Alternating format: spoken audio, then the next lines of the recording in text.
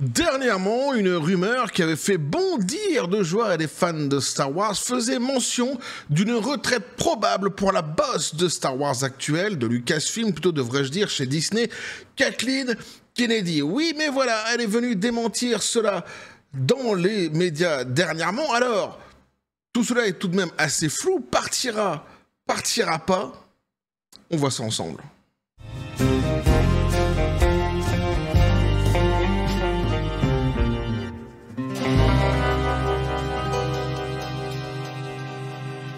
Bien, partira pas, ce que sera-t-elle et pas. Oh, un petit café les copains.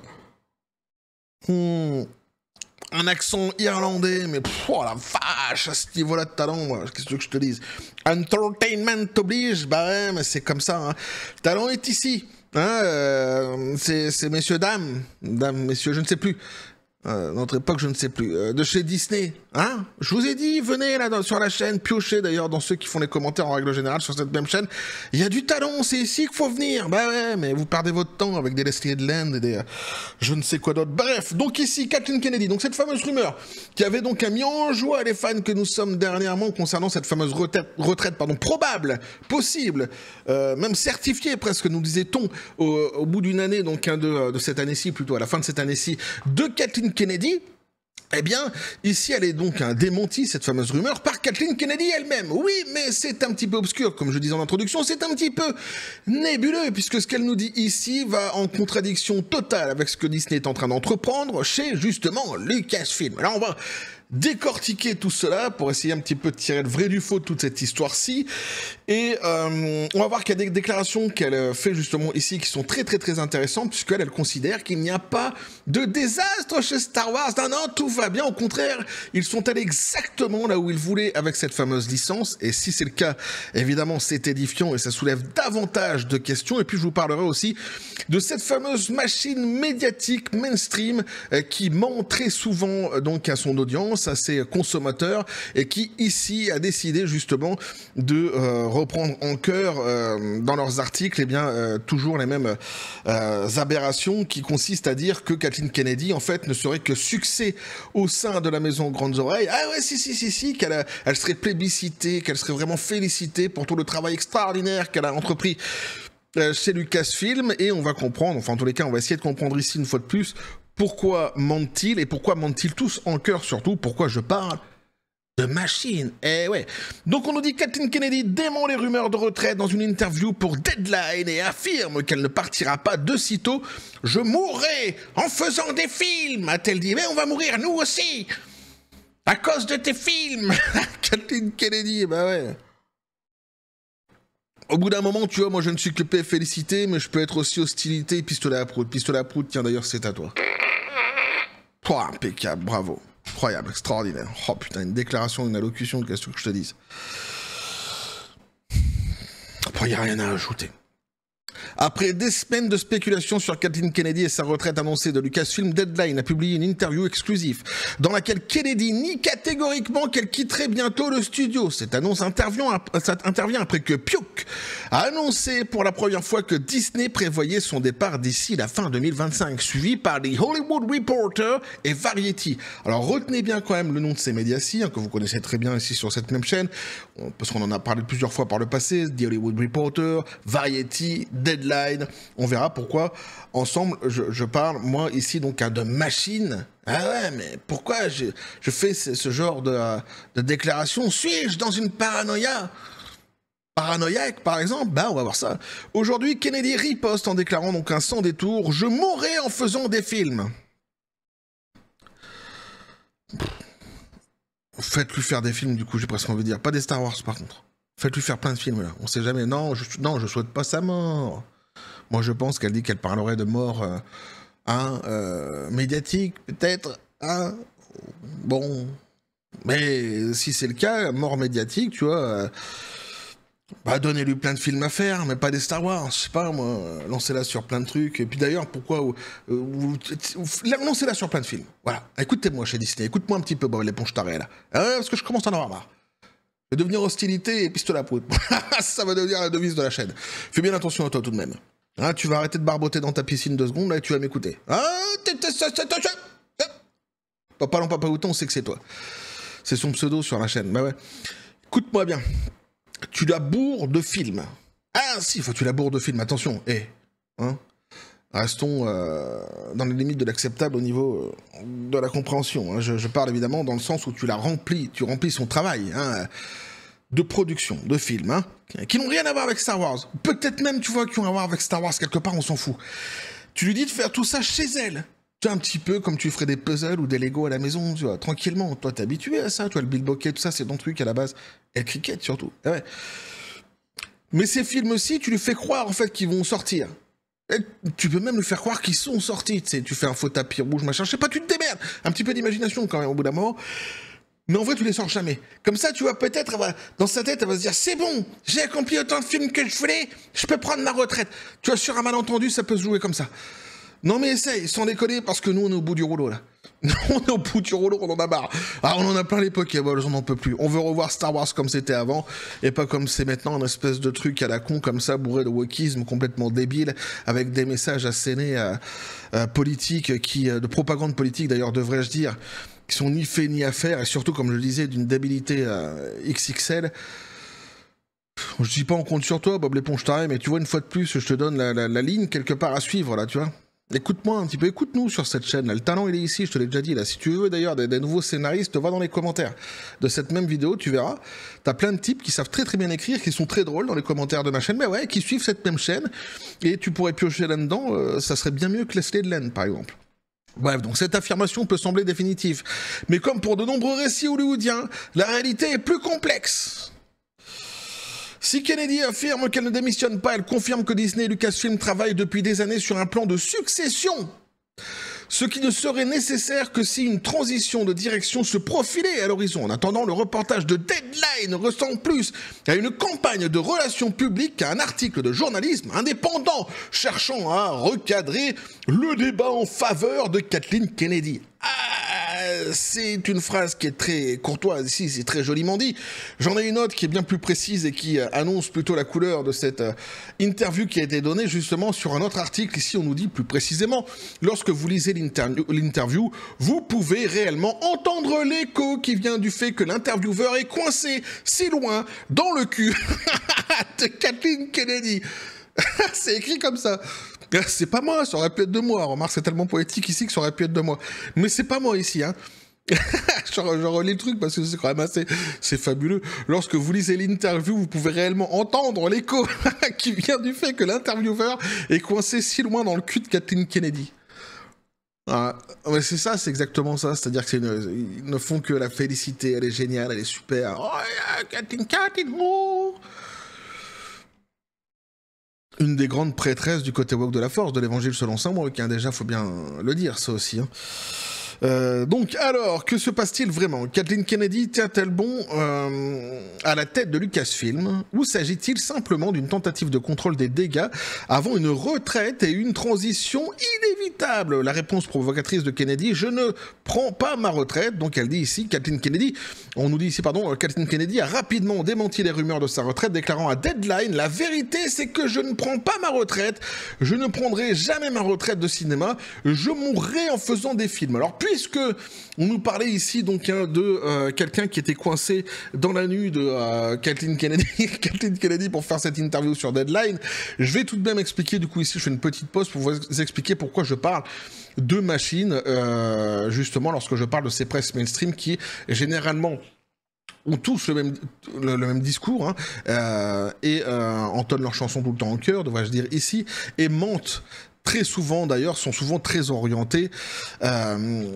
côté woke de la force, faut bien le reconnaître. Et bien pourquoi? Parce qu'en fait, tous ces médias, Deadline, etc., font partie d'un seul même groupe qui s'appelle le groupe Penske, Media Corporation, Penske.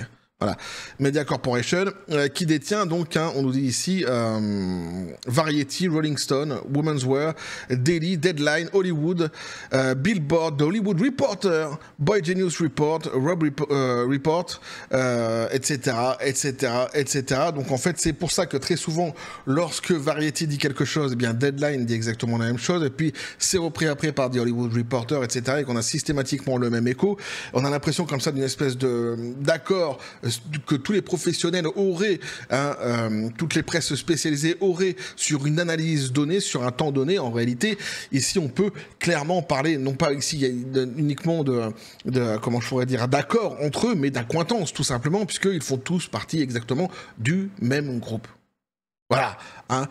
Donc il n'y a pas de mystère, c'est pour ça que quand je dis que parfois il y a des machines qui se mettent en place, évidemment les machines ne se mettent pas en place toutes seules, elles se mettent en place parce qu'elles ont la capacité de se mettre en place. Et évidemment, lorsque tu commences à être, lorsque tu t'intéresses un petit peu à la pop culture, mais comme ça de loin, tu vois, et que tu veux avoir certaines informations concernant Star Wars, par exemple, etc., ce qui est en train de se passer actuellement, il y en a un qui va aller comme ça sur Internet et qui va taper Star Wars Kathleen Kennedy, qui va tomber tout de suite sur l'article de Deadline, et puis après il va se dire, ouais, bon, je vais aller quand même voir à côté ce qu'il y a. Il voit Variety, ah bah tiens, Variety, qu'est-ce qu'ils disent? Ils disent la même chose. Ah bah, du coup, ça a l'air d'être vrai. Et puis après, si tu cherches un petit peu, de toute façon, tu vas te rendre compte que Rolling Stone dit exactement la même chose et que The Hollywood Reporter dit exactement aussi la même chose. Donc ici, tu as cet effet de rouleau compresseur de machine qui est mis en place, évidemment, pour nous chanter systématiquement à chaque fois la même chanson, et donc cette même chanson qui sera systématiquement lue de la même manière par celui donc qui s'intéressera à un sujet donné. Voilà, c'est cet effet justement qui produit justement donc à la fin un espèce de sentiment d'une machine médiatique comme ça qui se relaie pour dire exactement la même chose. Tout cela tient sur une explication très simple, donc c'est tous le même groupe, le groupe Penske, très facile évidemment à prononcer. Voilà, donc je continue maintenant. Elle disait donc je mourrai en faisant des films. Je ne prendrai jamais ma retraite du cinéma. Oh putain, je mourrai en faisant des films. Interrogée sur les rumeurs du chaos au sein de Lucasfilm, alors là c'est génial, elle a également contesté l'idée selon laquelle le studio serait en pleine tourmente. Elle dit le chaos? Il n'y a jamais eu de chaos parce que nous savons exactement quel est le plan. Mais donne-le-nous le plan là, Kathleen. Donne-le-nous, parce que nous on n'a pas compris. Là, il y a un truc, toi tu dis qu'il n'y a pas de chaos. Or, le chaos il est visible par tout le monde et pour tout le monde, sans aucune contestation, sans aucun problème, puisque de toute façon, dès lors qu'une production flop, elle flop, et visiblement, quasiment toutes les productions Star Wars dernièrement ont été des méga flops ou des flops concrètement. Donc ici, quand elle dit qu'il n'y a pas de chaos en réalité et que ils sont exactement dans les plans qui étaient prévus pour Star Wars, du coup, puisque la licence est en mort clinique, il s'avérerait donc que c'était le plan. Que c'était donc ce qui était voulu depuis le début. C'est-à-dire que l'idée était de flinguer la licence. Moi, je l'interprète, je ne peux l'interpréter que comme ça. Ce qui est impossible, inconcevable qu'elle ne sache pas que la licence, actuellement, est dans un chaos total. D'ailleurs, c'est pour ça que la question lui est posée. Parce que tout le monde le sait. Donc, puisqu'elle sait exactement, sur un plan financier, que la licence est dans une situation de mort clinique, puisqu'elle te dit qu'ici, non,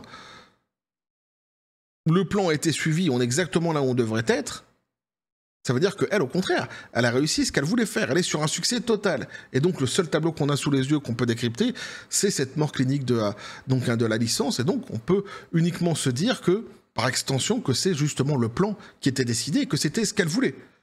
C'est-à-dire, en fait, ils ont, à mon sens, ici, ce qu'elle dit, sciemment sacrifié une des licences les plus populaires au monde sur l'autel de l'idéologie woke. C'est-à-dire que la licence a complètement, en fait, répondu aux attentes de Lucasfilm et de Disney, et sa mort était obligatoire. Elle devait être sacrifiée, comme je le disais, donc sur l'autel de l'idéologie woke, ce qui est le cas actuellement. Donc, exactement, pour elle, il n'y a pas de chaos. Right on target, on est pile poil dans les plans. C'est hyper édifiant. En tous les cas, moi, c'est l'interprétation ici que j'en fais. Cette déclaration va à l'encontre de la production bien documentée de la trilogie et la suite de Star Wars qui a été lancée sans plan définitif, accordant un contrôle créatif total à J.J. Abrams et Rian Johnson qui ont utilisé donc les films dans leur propre match de lutte de pouce. Les commentaires de Kennedy donc révèlent des contradictions qui soulèvent plus de questions qu'elle n'apporte de réponses. Elle admet qu'elle discute depuis des années d'un plan de transition avec le PDG de Disney, Bob Iger, et le directeur du studio, Alan Bergman. Elle confirme qu'une annonce concernant la direction de Lucasfilm sera faite dans quelques mois ou un an. Elle reconnaît aussi qu'elle participe activement au choix d'un successeur et qu'elle est en phase avec Disney sur cette question. Et alors là, tu vois, on va s'arrêter 2 secondes parce que sans doute qu'il y a quelque chose qui va passer inaperçu pour beaucoup de gens, mais qui ne passera pas inaperçu ici sur cette même chaîne. Pourquoi? Parce que nous analysons plus globalement, en règle générale, ce qui se passe chez Disney, et ça, là, les 3 points qui sont donnés là. T'enlèves le mot Kathleen Kennedy, tu mets Bob Iger, est exactement la même histoire. Exactement. Ça fait plusieurs années maintenant qu'il cherche un successeur à Bob Iger, qu'il ne le trouve pas. On nous avait dit que ça fait depuis à peu près 6-7 mois maintenant qu'ils sont vraiment activement à la recherche parce qu'il faut absolument remplacer Bob Iger, donc d'un nouveau successeur, mais ils ne le trouvent pas. Pourquoi? Parce qu'elle dit qu'elle reconnaît qu'elle participe activement au choix du successeur. C'est exactement le cas aussi pour Bob Iger. Il choisit lui-même son successeur. Et on sait que Bob Iger, il a déjà fait par le passé, et sans doute est-il en train encore de le faire ici, c'est-à-dire qu'il dégage systématiquement tout successeur qui pourrait arriver, et à la fin, et quand ils seront au pied du mur, comme ce fut le cas par le passé, eh bien il demandera sans doute une prolongation de contrat, ce qu'il avait obtenu déjà la dernière fois, et qu'il pourra obtenir une fois de plus encore dans le futur. Donc c'est exactement le même procédé qu'avec Bob Iger. Exactement. C'est des morbacs. Mais c'est morbac le morpion. Non mais je t'assure, ils sont accrochés à leur poil, jamais ils vont le lâcher. Jamais ils vont le lâcher. C'est juste un truc de fou. C'est exactement le même procédé actuellement qu'on nous chante pour Bob Iger. Je peux pas dire les choses autrement. Donc oui, il y a des discussions, oui, ils veulent, oui, elle devrait se casser, oui, ici, c'est dit dans quelques mois, voire dans une année. On nous a dit exactement la même chose pour Bob Iger, ça fait maintenant plusieurs années qu'ils sont dessus et que chaque année ils nous disent c'est cette année-ci qui se casse. Ça n'est jamais le cas, ça n'arrive jamais. Et pourquoi? Parce qu'on sait qu'il est dans le processus justement pour le choix du successeur, etc., etc. Et qu'il y a toujours des bâtons dans les roues qui sont mis au prochain successeur qui pourrait être choisi justement pour succéder à Bob Iger. Si tu ajoutes à ça que si tu enlèves ici le cas Kathleen Kennedy, mais le cas Bob Iger, que les successeurs qui avaient été décidés, tous les successeurs qui avaient décidé, on en avait vu la liste ensemble par le passé dans une précédente vidéo, étaient tous en fait en accointance avec le côté woke de la force, dont l'une d'entre elles d'ailleurs qui était en pole position pour succéder à Bob Iger était une des meilleures amies de mince comment c'était Kamala Harris, voilà. Voilà. Et que à la dernière minute, évidemment, lorsque Trump est passé au pouvoir, eh bien, ils ont complètement enlevé cette liste de successeurs potentiels qui étaient normalement avec cette dame qui était en pole position qui devait prendre la place de Bob Iger, et donc ils sont repartis sur un nouveau processus. Donc si tu enlèves ça, excepté ça, c'est exactement en fait la même chose qui se passe entre Kathleen Kennedy et Bob Iger. Les histoires sont exactement les mêmes. J'en fais exactement la même lecture puisque c'est exactement les mêmes points ici qui nous sont donnés de réflexion justement sur la succession de Kathleen Kennedy. C'est édifiant. Pour ceux qui suivent cette chaîne, forcément, quand on lit ces points-ci, tout de suite ça vous fait tilt et vous pensez immédiatement à Bob Iger, obligatoirement, parce que c'est exactement la même chose. Si son départ n'a pas lieu, donc pourquoi existe-t-il déjà un plan? Kennedy a également redoublé d'efforts pour contrôler le processus de succession, déclarant « C'est ma décision, c'est 100% ma décision ». Donc ici, ça sent pas très bon. Hein. Quand elle a autant de pouvoir dans le processus de décision, effectivement, ça sent pas très bon tout de même. Cela semble rassurant, mais dans une structure d'entreprise aussi importante que Disney, aucun dirigeant ne contrôle entièrement sa propre sortie, ça c'est vrai. Disney est une société cotée en bourse devant laquelle ses actionnaires doivent rendre des comptes, et Iger a déjà signalé que les performances de Lucasfilm devaient être améliorées. Oui, mais Iger lui-même, en fait, il est mis actuellement en porte-à-faux, et Iger lui-même, en fait, qui a déjà des investisseurs, notamment par exemple Nelson Peltz, mais d'autres au sein de la maison Grandes Oreilles, qui souhaitent son départ. Jusqu'ici, lui aussi, il est encore là. Donc c'est bien beau de dire, oui, Iger lui-même, il a reconnu que c'était le bordel chez Disney, chez Star Wars, et qu'il fallait changer d'équipe. Mais bon, c'est pas franchement gage de sincérité, ce que pourrait nous sortir de toute façon Bob l'éponge taré, on le sait. Le PDG de Disney. Alors Kathleen Kennedy a beau affirmer qu'elle ne va nulle part, le fait que la planification de la succession soit déjà en cours raconte une histoire différente qui laisse entrevoir une retraite éventuelle. Pourquoi Deadline a publié cela maintenant? Le ton de l'interview de Deadline donc est remarquable par la manière agressive avec laquelle il réfute les rapports de Puke et d'autres acteurs d'Hollywood. Donc les premières lignes attaquent Matt Belloni, l'accusant de mener une croisade personnelle contre Kennedy et se moquant de ceux qui spéculent sur son successeur. Cette posture défensive soulève une question clé. Cette interview était-elle un article journalistique indépendant ou a-t-elle donc été orchestrée comme un effort de limitation des dégâts par l'équipe de relations publiques de Lucasfilm? Je vous ai fait la démonstration déjà tout à l'heure de cette machine qui peut très rapidement se mettre en place puisqu'ils appartiennent tous à Penske, Penske Media Corporation. Et effectivement, c'est très facile. Ce sont des presses qui sont en accointance toujours avec Disney. Dès lors qu'une de ces presses en fait commence à sortir une propagande autour de la maison aux grandes oreilles, elle est de toute façon reprise immédiatement par les autres presses derrière. Donc forcément ici la question qui est soulevée, la question qui est suggérée, quelque part j'ai presque envie de dire, elle est vite répondue. Mais étant donné que t'as jamais de preuves en fait dans l'histoire, tu ne fais que regarder ce qui est en train de se passer et de te dire quand même que c'est étrange tout cela, il est obligé de soulever la question ici sans jamais vraiment y répondre définitivement, sans quoi sans doute il serait sur de la diffamation. Ou il pourrait être attaqué pour de la diffamation. Le journaliste ici qui écrit, évidemment, je parle. Donc, les journaux hollywoodiens comme The Hollywood Reporter et Variety ne publient généralement pas d'articles importants sur les changements de direction sans avoir d'informations privilégiées. Eh oui, mais on s'est rendu compte que ces articles-ci, justement, qui ont été écrits par The Hollywood Reporter et Variety, donc ce sont des articles qui ont été écrits par des presses qui sont du même groupe que Deadline. Alors, les studios utilisent souvent ces publications pour diffuser des informations avant de faire des annonces officielles. Si la rumeur selon laquelle Kathleen Kennedy avait pris sa retraite était complètement inventée, pourquoi Disney ou Lucasfilm n'ont-ils pas publié un démenti catégorique, par les canaux officiels? Pourquoi Kennedy a-t-elle fait appel à Deadline, un média qui s'est montré notoirement amical à son égard et l'a décrite comme une première élue au temple de la renommée, pour faire passer son message? C'est extraordinaire. Donc, il est noté que la meilleure réponse se présente sous la forme d'une interview amicale dans laquelle Kennedy contrôle le récit. Cela ne ressemble pas à une position de leadership confiant et stable, mais plutôt à une tentative de changer la course des choses. Donc, c'est encore une fois, c'est pas très bon, ça sent pas très bon, dès lors que quelqu'un essaie de défendre son poste bec et ongle et qu'il utilise des presses qui sont déjà de toute façon vendus quelque part à la cause de Disney pour faire justement cette propagande la propagande de ce message de qualité de travail justement au sein de la maison aux grandes oreilles depuis qu'elle est là, ça sent pas très bon non plus, ça sent pas quelqu'un qui est sur le départ, puisqu'elle défend encore jusqu'à aujourd'hui son travail, ou plutôt elle tente de le défendre. Parce qu'elle fait pas illusion. Pour les fans de Star Wars, elle fait absolument pas illusion, juste pour le lecteur lambda sans doute. Mais en réalité, elle fait pas illusion pour les fans de Star Wars, c'est certain. Donc l'avenir de Lucasfilm, un studio en transition, alors que Kennedy maintient que tout va bien chez Lucasfilm, l'histoire récente de l'entreprise raconte une histoire différente. Une série de films avortés et retardés. Kennedy a annoncé plusieurs projets Star Wars qui n'ont jamais vu le jour, notamment le film de Rian Johnson, Patty Jenkins, Kevin Feige et David Benioff et D.B. Weiss. Donc les seuls films actuellement en cours sont The Mandalorian et Grogu, et le film sur les origines des Jedi de James Mangold,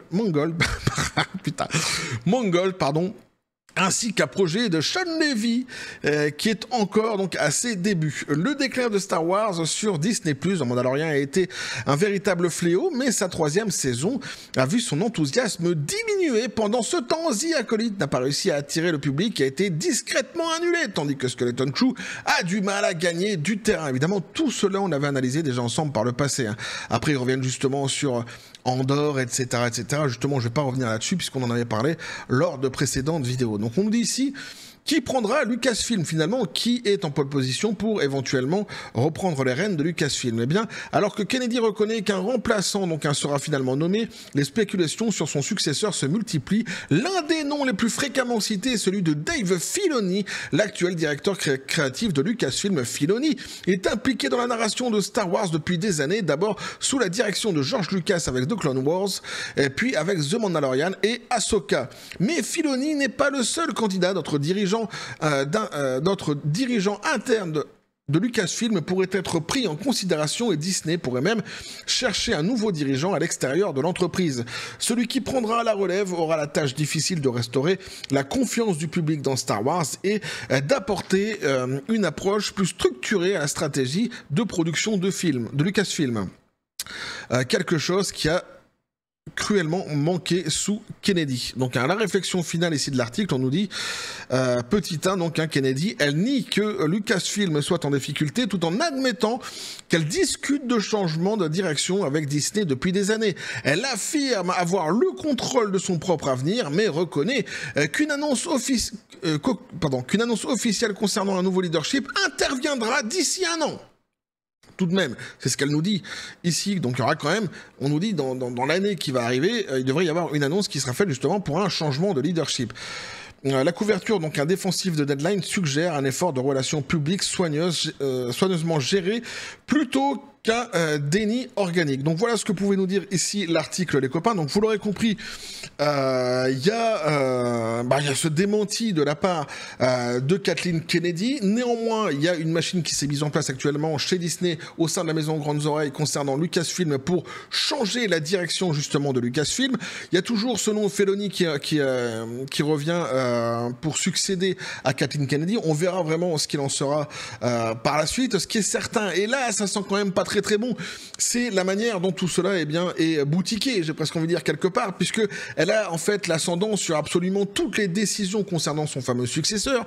C'est elle qui décide de tout, et c'est quelque chose, comme j'ai dit, c'est un procédé que l'on connaît très bien, qui est exactement le même procédé qu'a employé Bob l'éponge taré pour rester à la tête de la maison Grandes Oreilles de Disney. Donc ici, elle pourrait essayer, tenter d'entreprendre exactement la même esbrouffe, la même entourloupe que nous a joué Bob Iger dernièrement par le passé. Peut-être qu'il essaie encore une fois de plus de nous rejouer justement ici. À ceci près, et là c'est vrai, elle n'est pas Bob Iger, elle n'est pas Bob l'éponge taré, c'est Kathleen Kennedy.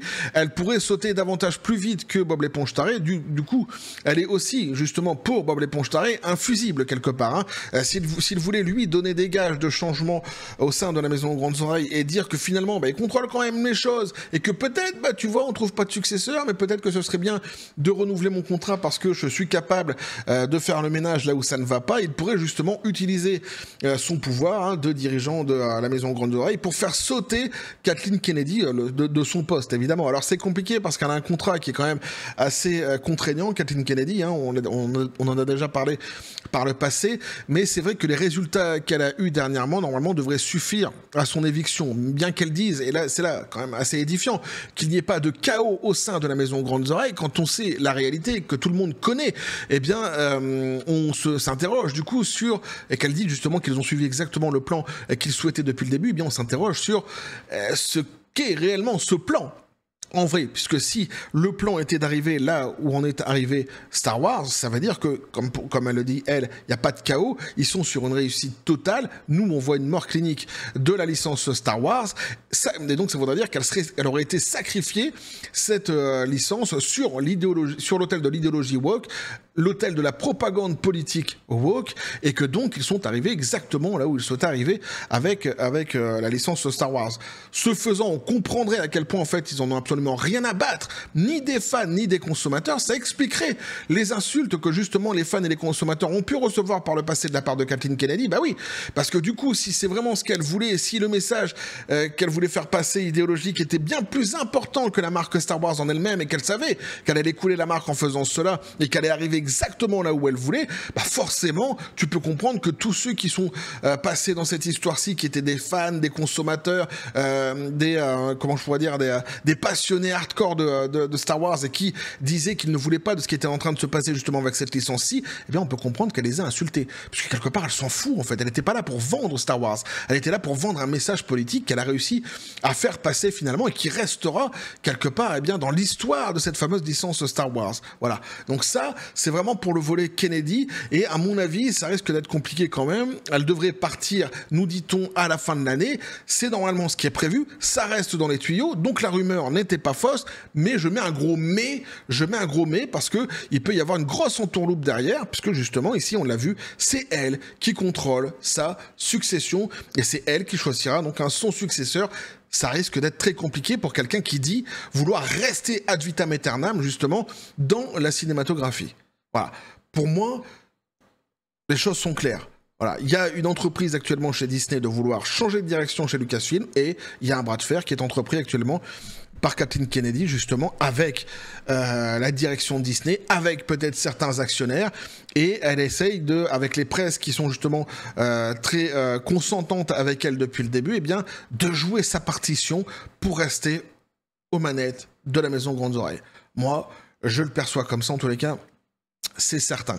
Quant à l'avenir de la marque Star Wars, je l'ai déjà dit par le passé, je réitère ce que je pense.